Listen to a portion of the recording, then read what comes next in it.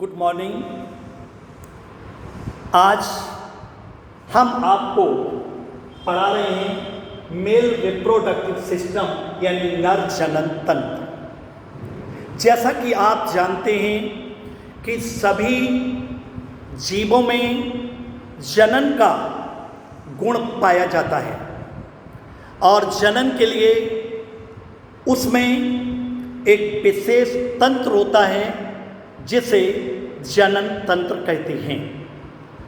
मानव में नर और मादा अलग अलग तंत्र होते हैं जैसे नर जनन तंत्र और मादा जनन तंत्र कहते हैं।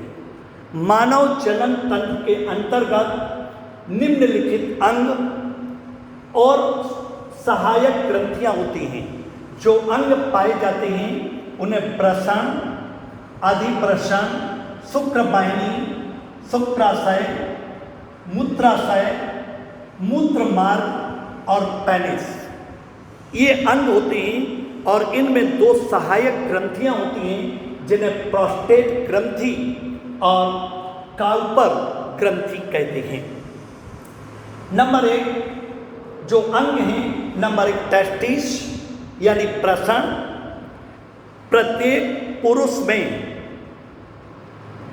एक जोड़ी प्रसन पाए जाते हैं जो आकार में गोलाकार या अंडाकार होते हैं और ये प्रसन दोनों टांगों के बीच में एक प्रसन कोष द्वारा बंद रहते हैं।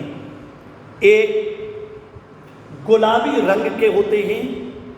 इनकी लंबाई 4 से 5 सेंटीमीटर, चौड़ाई 2.5 सेंटीमीटर और इनकी मोटाई करीब 3 सेंटीमीटर होती है।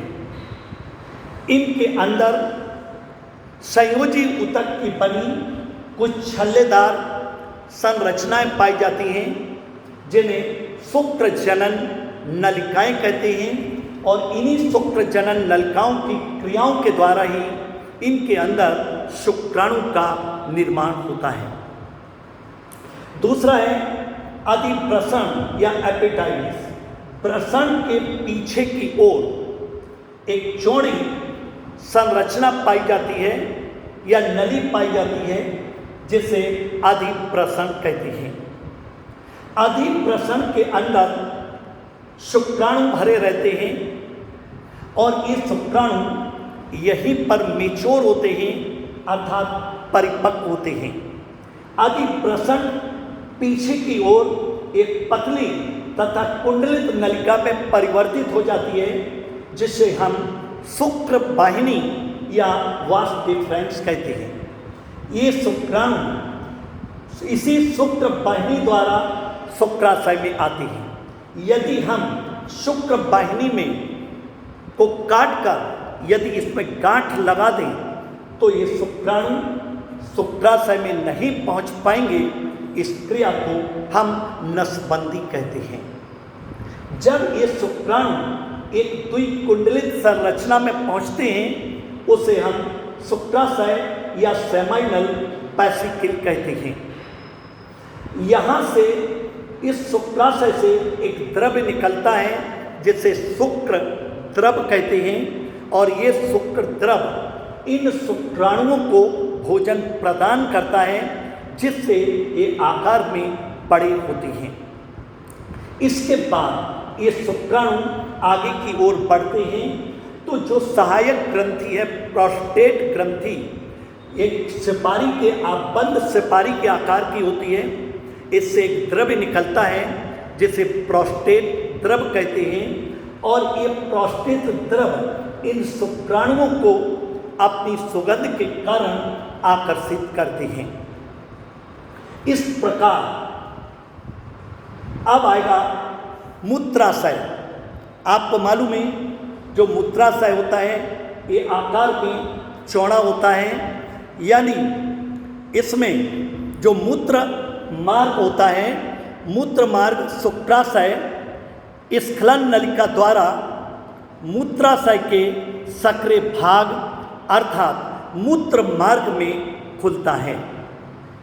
मूत्र मार्ग एक छिद्र द्वारा, यहाँ देख रहे हैं मूत्र मार्ग जो होता है वो मूत्र मार्ग एक छिद्र द्वारा पेनिस, यहाँ पर ये बना पेनिस के शीर्ष पर खुलता है।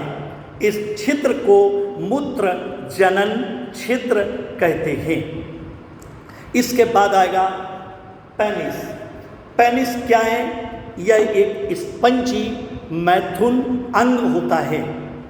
पेनिस के बीच से ही होकर मूत्र मार्ग गुजरता है, जो पेनिस के अग्र छोर पर खुलता है।